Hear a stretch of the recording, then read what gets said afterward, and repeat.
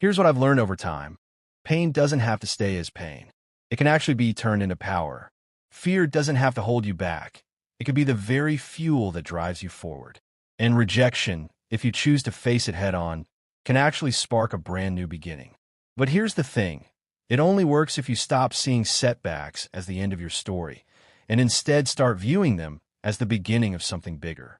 There's a simple old story that explains this perfectly, and it has stuck with me ever since I heard it. In this story, a farmer's donkey falls into a deep, dry well. The donkey is trapped, crying out for help, and there's no easy way to get it out. Hours pass, and the farmer desperately tries everything he can, but the well is too deep.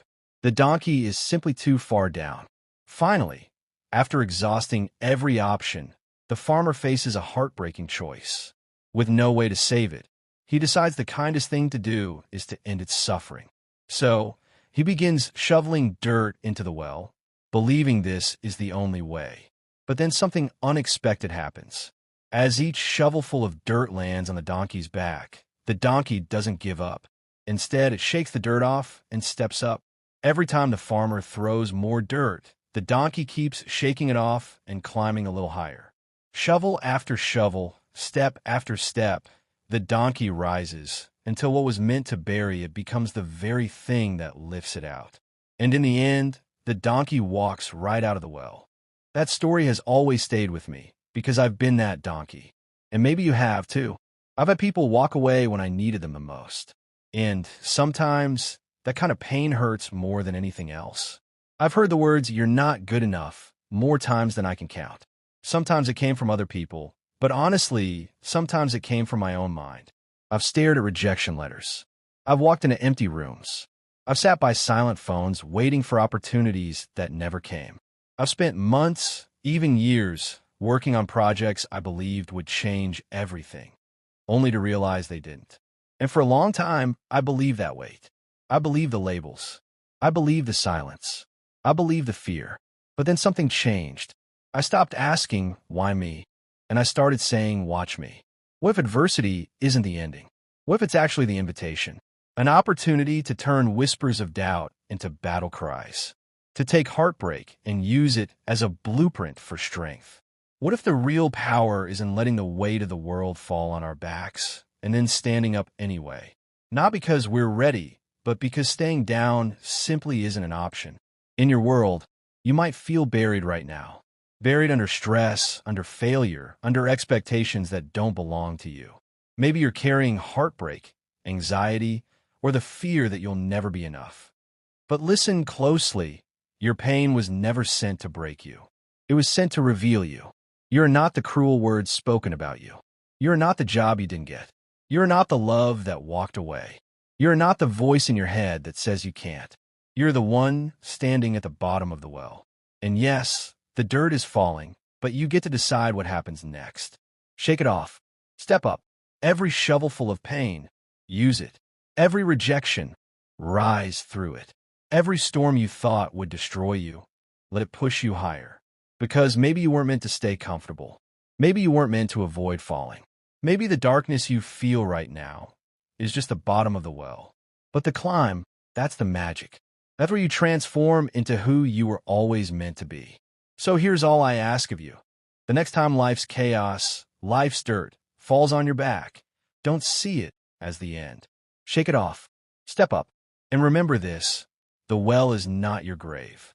It's your starting line. Our lives require failure the same way our lungs require oxygen. And when I find myself in moments where the world feels like it's not giving me what I need, it's usually because I've forgotten something simple. I've forgotten to breathe, to step outside the walls of my comfort zone and taken the lessons waiting to be taught by the greatest teacher of all, life. Life, unpredictable, messy, often overlooked, yet still a miracle. It's like a book that only makes sense once you've turned the pages and looked back. Our world is that book, and within it, we get to choose how our story ends. That's why we must fail, because failure is proof that we are living, and we were meant to live. We must fail because each failure is like a brushstroke from a poet, an artist, an author, each one shaping the story, bringing it closer to completion. Imagine walking up to a blank wall and leaving a mark. At first, it looks meaningless. Maybe it's misunderstood. Maybe people laugh at it, dismiss it, ridicule it. But here's the truth. Each mark gives purpose to the one before it. Together, those marks turn into chapters, into narrative shifts, into a story. Every failure you throw at that wall is becoming part of a mural that carries beauty long before anyone else can see it as beautiful. But here's the problem. We forget this. We lower our heads in disappointment, staring at what looks like nothing more than a smudge of paint. And in doing so, we fail to see the bigger picture, that we're already creating something meaningful. So here's my challenge to you. I dare you, in the middle of painting your Mona Lisa, to see the beauty before it's complete. I dare you to be strong enough to fail, not just once, but again and again and again. I dare you to keep your eyes locked on what's ahead, even when the people around you hide their own failures and only broadcast their small wins for the world to hear. I dare you to understand something they don't. That failure isn't the enemy. It's the path. Cherish your failures. Trust the unseen. Because every mark you make, every stumble, every attempt that didn't work out, that's not the end of your story. That's the very thing giving it meaning. And when all you want is to just get there, I dare you to pause and see your greatness before you arrive. I dare you to look in the mirror and recognize the hero inside you. Not tomorrow, not someday, but right now. I dare you to take your struggles and, even in the midst of pain, discover the purpose hidden within them. The purpose that lifts you when you've fallen and carries you forward when you've lost your way. I dare you to see light when everything around you feels like darkness. And when no light appears, I dare you to strike the spark yourself, to be the answer you need. I dare you to resist the human urge to cling to comfort, to choose safety over adventure, predictability over growth. Instead, I dare you to walk boldly into the darkness of night, knowing that today's unknown will become tomorrow's foundation. And when it hurts, when it truly hurts, when you've forgotten why you started, when you can't see what's pulling you forward, I dare you to close your eyes and picture yourself in the future, thanking yourself for not giving up. Because every low moment is actually a courageous step toward transformation. If you've forgotten that truth, let this be your reminder. What you're building right now, the mark you're making this very moment, is part of the masterpiece you've been longing for. It's guiding you exactly where you need to be. Many of life's failures are people who simply didn't realize how close they were to success when they gave up. Thomas Edison said that, and it's a quote I hold on to when I lose my own why. When frustration and disappointment feel heavier than hope, those words remind me that the breakthrough is often just one step away. That's the crazy thing. It's not natural to think, this is hard, but I'm only one adjustment away from making it work. I'm just one move away from momentum. Yet that's the reality. In moments like these, I rely on others to remind me of that truth. And that's why I remind you now. Because sometimes all it takes is the smallest push to get things moving again. Remember, you do want this. It does matter to you. And someday, you'll look back on these exact moments. The hardest nights, the lowest lows, with a tear in your eye, a smile on your face, and gratitude in your heart that you chose to push through. Because when we're lost, stuck, and unsure, those are the very moments that matter most. So shake it off, step forward, and keep climbing. See the difference? The reason so many people quit is simple. They don't know the secret I'm about to tell you. It's the same secret that was passed down to me. Ready? Here it is. You don't need to do anything except not stop. That might sound too obvious or even cliche, but here's the truth. When you keep moving, you're forced to find solutions. You're forced to grow. It's hard to stop an object once it's in motion. The question is, can you keep moving forward when you're tired? When you don't have all the answers? When what you're looking for hasn't shown up yet? Imagine what it will feel like on the other side of this struggle. Looking back, knowing that where others gave up, you held on. Where the cost was too high for so many, you laid it all on the line. These are the decisions you face now. So don't listen to the voice in your head rationalizing, telling you to ease up, to return to yesterday's comfort. Instead, let this message sink in. Remember that you're always just one move away from regaining momentum, from rediscovering yourself. Everything you need is already there. Have the patience to find it. Have the patience to keep going. And let me share a story with you. It's about criticism, doubt, and how we choose to respond to it. Once, a group of frogs were hopping along when two of them fell into a deep pit. The other frogs gathered at the top and shouted down, "It's hopeless. You're done. Don't waste your time." Terrified, the frogs in the pit jumped frantically, desperate to escape. Eventually, one of them listened to the crowd, gave up, and fell deeper, never to rise again. But the other frog kept jumping, over and over, despite the voices above screaming, "Stop. There's no point." Eventually, against all odds, he leapt out of the pit. Shocked, the frogs asked, "Didn't you hear us? We told you it was impossible." That's when they realized he was deaf. He never heard their negativity. The lesson? When you stop listening to the doubt, when you tune out the noise, you create your own reality. Truth is defined by the author, and you're the author of your story. The future isn't written yet, so why hand someone else the pen? The world will always have voices, doubt, criticism, negativity. But the real question is, will you let those voices sink in and pull you down, or will you tune them out and keep climbing? And here's another truth. Yesterday only has the power you give it. Yesterday is nothing more than a story, a movie that's already ended. Yes, maybe that ending hurt. Maybe it was disappointing. But ask yourself, why replay it? Why give it power to wound you again and again? Sure, the past shaped you. It brought you here.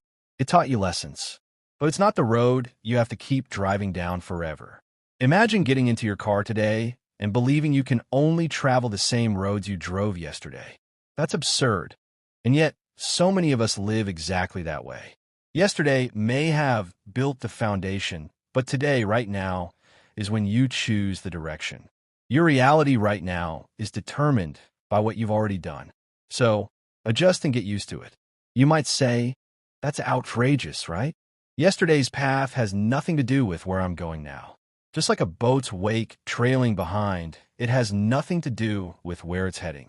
The person holding the wheel decides the direction. We are surrounded by freedom, filled with opportunity, possibility, and potential, but we often fail to see it because we're stuck thinking about that fictitious story we call yesterday. We confuse the path we took then for the one we need now. The wake from the wheel is not the same as the journey ahead.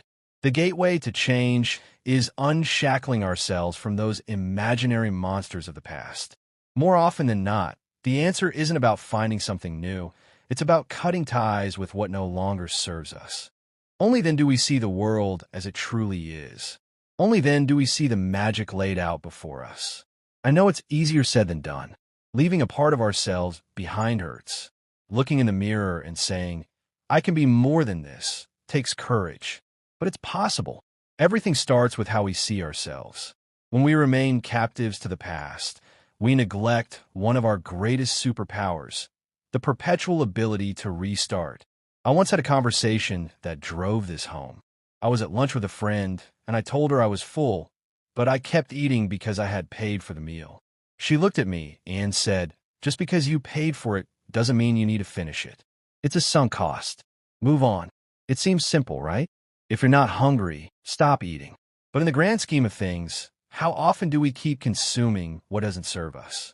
How often do we stay too long when we should let go? We let the path behind us dictate the one ahead. We tend to overvalue what we know. Even when we're unhappy, even when it's unhealthy, we cling to what is, because the unknown terrifies us. It's unsettled, unclear, unpredictable. And yet, every time we step into that unknown, we give ourselves the chance to grow. Every time we leave yesterday behind, life resets the stage. It hands us new tools, new perspectives, new opportunities. Sure, there's always the fear. What if it gets worse? What if I'm more lost, more confused? And yes, sometimes that's true, temporarily. But then we adjust. We learn. We see and touch things we never thought possible. It's not in staying still, but in leaving that we rediscover who we're meant to be. Worst case scenario, contrary to what we fear, it's not the end of the world. The worst case is that we end up right back where we started, only stronger, bolder, and better prepared. All that's needed is for you to convince yourself that there is more. Step into the sunlight. Taste the fruit. That's the difference between reality and the story in your head. Reality is this. The world has everything you need to change, to grow, to build a life that matters. It has the resources and the support to help you get back up every time you fall. To say, that hurt, but now let's try a different way. The treasure exists. The question isn't whether it's out there. The question is whether you'll silence the false story in your head. The story that says you're just yesterday's version of yourself. The story that says you're nothing without that job, that title, or that relationship. Every day you wake up, you're a blank canvas. Yesterday doesn't matter. What will you paint now? When you step outside your door, where do you want to go today? Step outside the circle of familiarity. See how artificial, and in some cases, even ridiculous, these boundaries are that we place around ourselves. Life is an invitation, not a set of requirements. And when you free yourself from that belief, not only will you feel renewed, not only will you experience life as it was truly meant to be lived, but you'll begin to see the world transform around you. This world wants to support you. It wants to lift you higher. Yes, it will challenge you. Yes, it will demand more courage and strength than you've ever given before. But at the end of the day, it is your ally. You just have to see your future self before it materializes, especially when no one else can. So let go of everything that no longer serves you. Break free from the old rules, the outdated regulations, the guidelines that keep you trapped. Maybe you've poured your time and energy into building this current reality. Maybe it feels like a piece of your identity. Maybe it feels like the only security you have right now. And that's fine. Respect it. Acknowledge it. But also be willing to walk away from it. See it for what it really is, a sunk cost. Just because you invested to get here doesn't mean you have to keep paying the price for wrong decisions. Just because it consumed your time doesn't mean it has the right to keep stealing more of it. Just because it's part of your identity today doesn't mean it must be tomorrow. Security doesn't always mean freedom. Even jails are secure, but that doesn't mean they're right. No, today we break free. We leave the past where it belongs, and we turn our eyes to the horizon. Today marks the end of yesterday and the beginning of the rest of your life. There comes a moment where it's now or never, when you look into the mirror and finally realize that the cost of waiting is far greater than the cost of stepping out into the vast unknown. And that's when life truly begins. But here's why this moment is so difficult. Waiting wears many disguises. Waiting isn't always sitting idle. No, sometimes waiting looks like doing the bare minimum. Moving forward so slightly, so slowly, that you trick yourself into believing you're making progress. But if you stopped, if you were truly honest with yourself, you'd see the truth. You'd see that you're leaving almost everything on the table, that you're not really creating progress. You're only dancing with the idea of progress. Other times, waiting means moving just fast enough to avoid facing the fear you're hiding behind. And sure, that's a very human thing. It's normal. But life is too short to settle for normal. We could do better than that. Because I believe, with all my heart, that the world holds something spectacular for each of us. Something extraordinary, sitting there on the top shelf, waiting for the ones brave enough to believe in themselves, to have the awareness, the courage, and the self-belief to reach out and take it. And how crazy is it to realize that sometimes the very thing we've needed for days, months, or even years has been sitting right next to us, yet we never taught ourselves to simply extend our hands and reach. When I look back, I see that the most important moments in my life weren't about the tangible acquisitions or the flashy things that demand our attention. Not the money, not the condos, not even the social media growth or business milestones. Those things were nice. They were benchmarks, mile markers along the way. But they were never the difference makers. They weren't the moments that truly moved the needle. My greatest moments were mental shifts, cognitive transformations. That's why I do this work, because I know how much life can change when we learn to see it differently. It was the realization that I was demanding too little of myself, that the world could not and would not see greatness in me until I was willing to see in myself. That shift pushed me to demand more, to seek bigger challenges, to value my work more deeply, and to unapologetically charge what it was worth. And it was that mental shift that unlocked so many of those external rewards. It's about understanding that if you want more, more is on the table. That yesterday does not define you.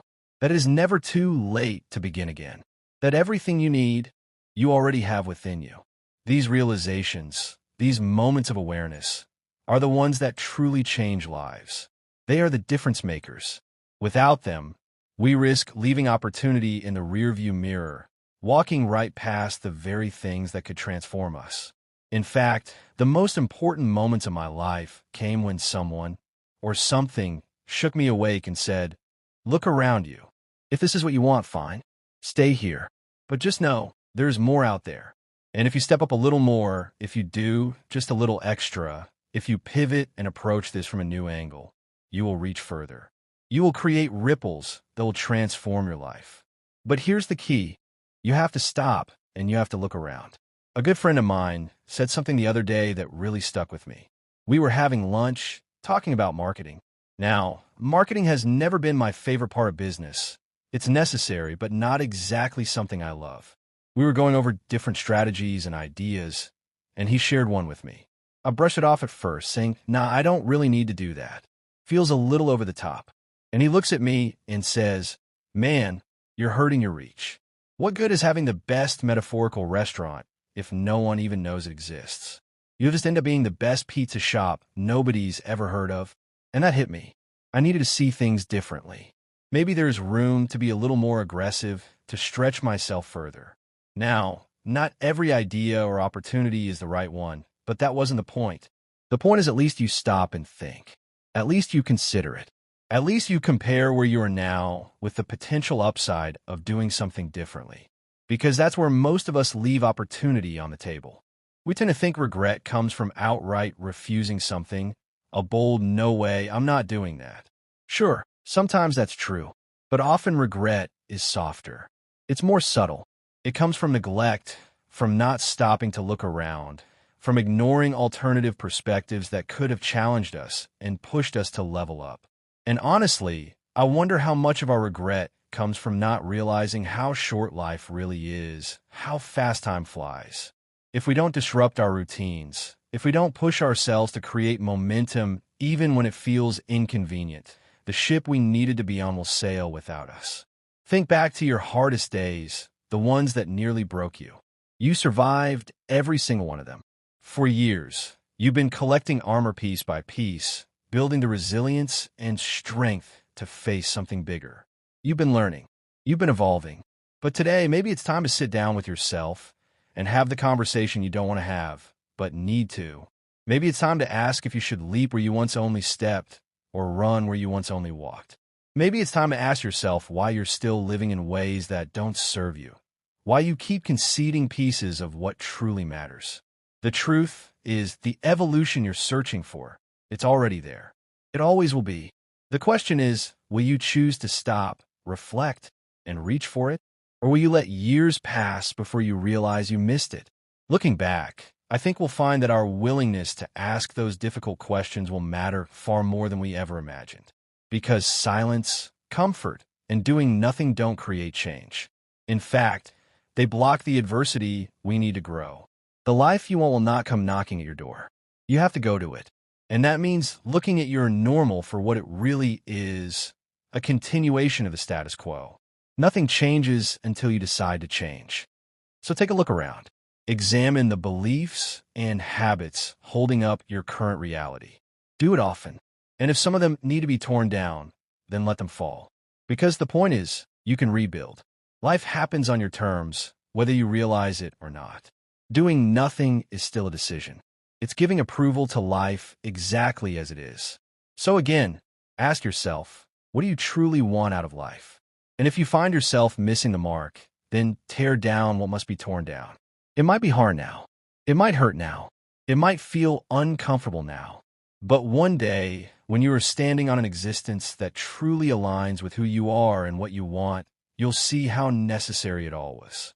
You'll realize it was there the whole time. And thank yourself for finding the courage within to reach out and claim it. Hold the vision, but trust the process. Let this idea be your North Star as you navigate life.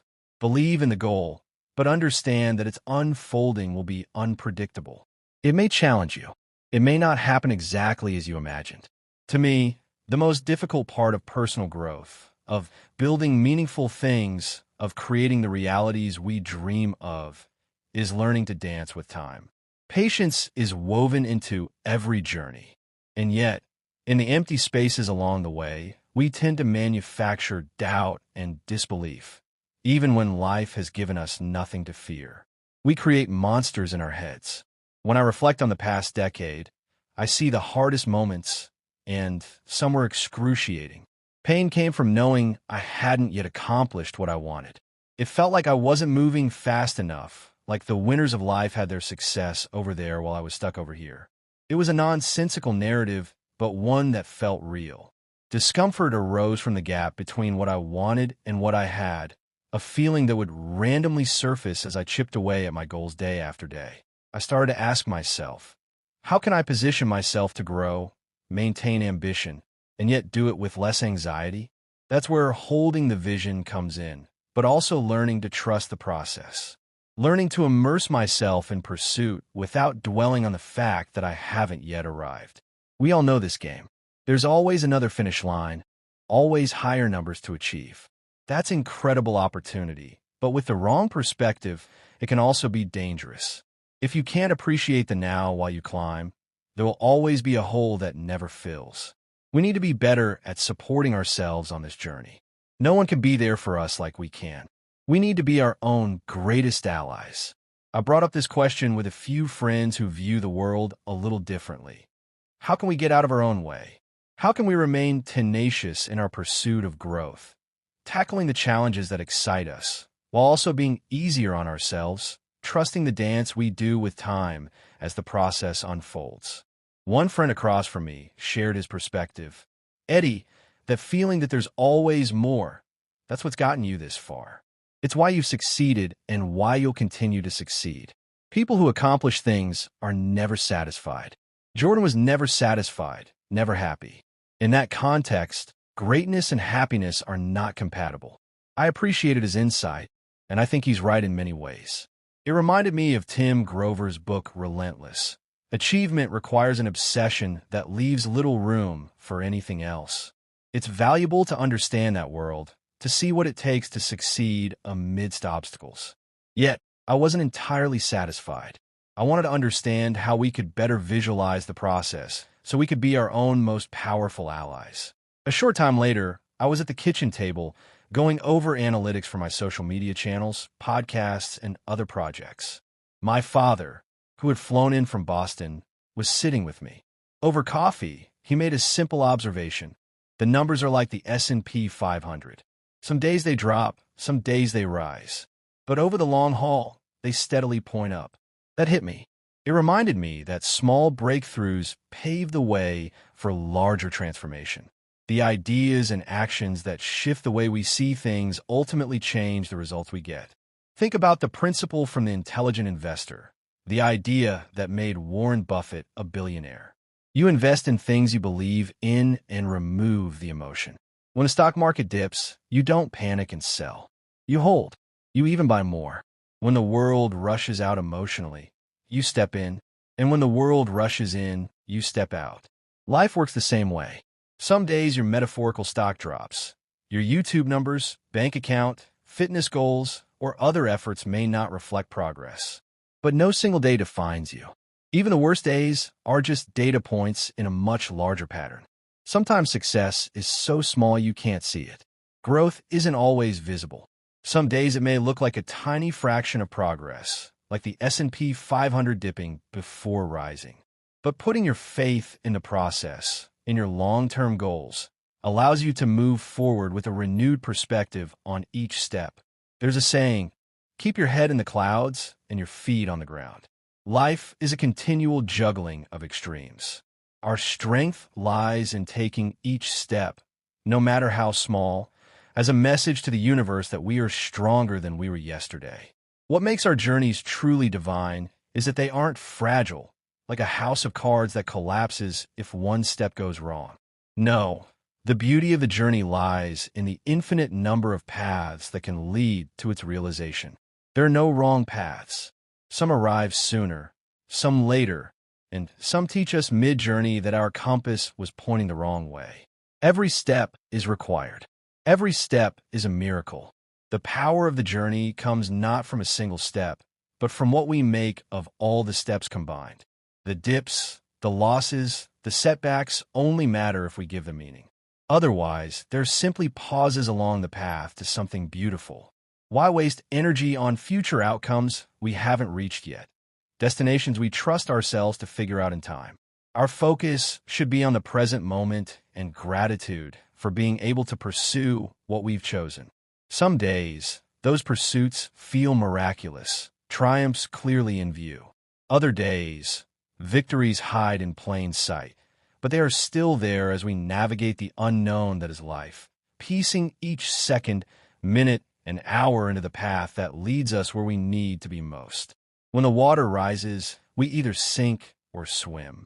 Along the way, we pick up truths, little awakenings, and patterns that help us navigate this unpredictable world. One realization from my own journey is this: when you pursue your best, you live your best life. Your best is a moving North Star, a benchmark reminding you that life tomorrow can always be better than life today. To pursue your best is to capture all that is good in the world, potential that needs direction, resources in need of an architect, a pen needing a poet, a brush needing a painter, a story needing a writer, or a community needing a leader. It is a pursuit that supplements our existence and, I believe, is a reason we are here on Earth. But pragmatism often gets in the way. Life is harder in execution than it appears on paper. We can't be our best every day. We sometimes fall short. Our outcomes don't match expectations. The journey to our best is neither straight nor comfortable. It's like navigating a new world without a map or compass, a world we're ill-equipped to handle at first. 99% of success comes from the willingness to step into the unknown and let adversity shape us. The remaining 1% is different. That 1% is when we see what we've never seen, do what we've never done, uncover our best in moments when we feel our worst. It's climbing the highest peaks when we are at our lowest. When the water rises, we learn to swim. Most of life calls for small adjustments, observing, learning, and moving on. But it's the darkest moments that define us. When the world seems to offer only despair, when we face Goliath, real or imagined, that's when we prove to ourselves what we're truly capable of. The world provides a stage in our darkest hours to pull back the curtains and illuminate our strength. It floods us with adversity so we can trust ourselves to navigate the waters. If you can survive and thrive in those moments, when the walls are closing, the clock is ticking, and the water is rising, what can't you do? Those moments reveal our true potential.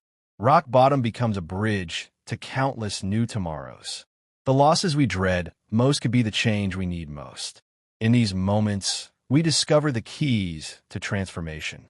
We learn that we can leap farther than we thought, that we have the power to rise again. While most of life is about saying yes when others say no, it's how we act in our lowest lows that provides the framework for everything remarkable that follows. I believe the tears of despair streaming down your face look strikingly similar to the tears we shed in our happiest moments. They are in essence the same. One simply precedes the other. Despair gives you the opportunity to see life differently, to see yourself differently, to look in the mirror and realize that the reflection staring back is capable of igniting a revolution in your soul. I understand how difficult this is, how detached from reality it may seem. But isn't that exactly what tomorrow is? A detachment from today, the rules, the limits, the expectations. Like a seed buried beneath the earth, it must first be covered in darkness before it can root itself and reach toward the sky. When you are submerged beneath life's chaos, that is precisely where transformation begins. So forget yesterday's shoreline. This is the place where you build tomorrow's destination. Don't dwell on what is gone when you can dream of what is yet to come. Don't linger on who you were when you can celebrate who you are becoming. When the water rises,